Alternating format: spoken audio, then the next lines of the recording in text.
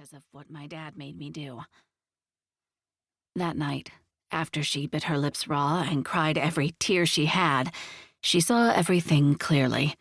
Her whole life, the town doctor's daughter, the nice clothes, the Catholic schoolgirl image, was a lie. Her dad was the president of an outlaw motorcycle club.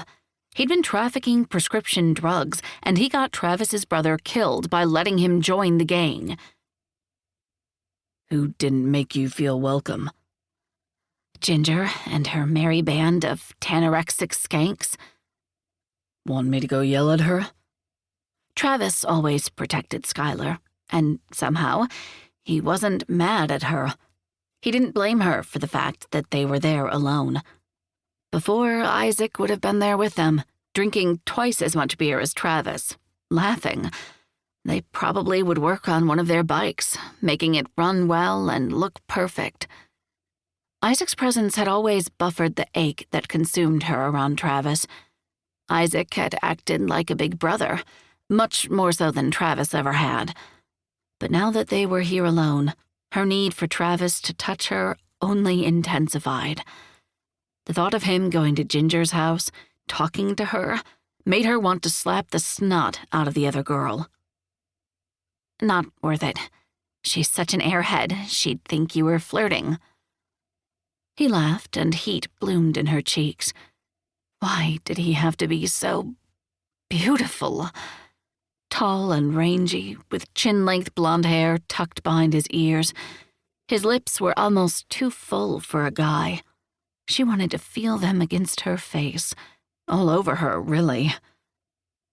He popped the wine cork out with his pocket knife, then handed her the bottle and put the tool in his jeans in one motion.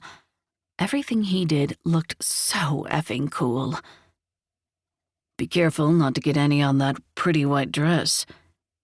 He'd never complimented her on the way she looked. She never felt pretty around him, mostly because he always dated girls with huge racks and tiny brains. Basically, the opposite of her. It doesn't fit anyway. It was true. The white shift, everyone had to wear white during the ceremony, gaped in the chest. Her nickname fit her hair color and her stick-like body. Almost everything she owned gaped or came too far above her knees for the nuns. She wished she were wearing something short so that he might notice her. He came close and she caught a whiff of him. Sweat and the sunshine his t-shirt had dried in. That was nothing new. Neither was the desire to bury her face in his chest. When he sat next to her, his whole side against hers, she rubbed her feet together to release the tension building in her body. This need to be near him had only escalated since the funeral. Seeing him so sad, so alone, made her want him more.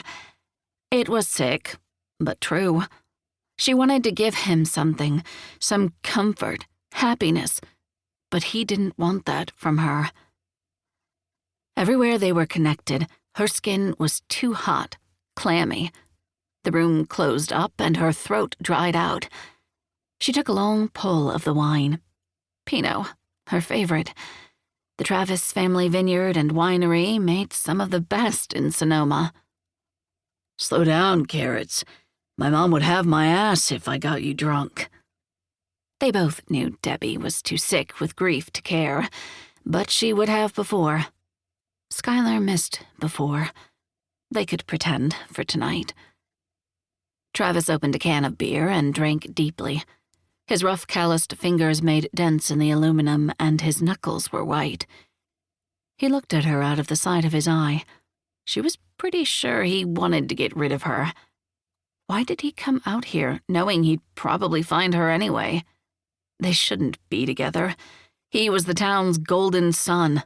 She was nothing anymore. What's wrong?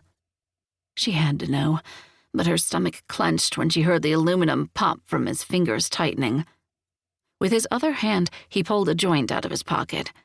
When he finished the beer, he lit it up and took a drag. You want? His voice held a dare. She'd never done it, and who didn't smoke pot at least once before they started college? Almost everyone thought she was a bad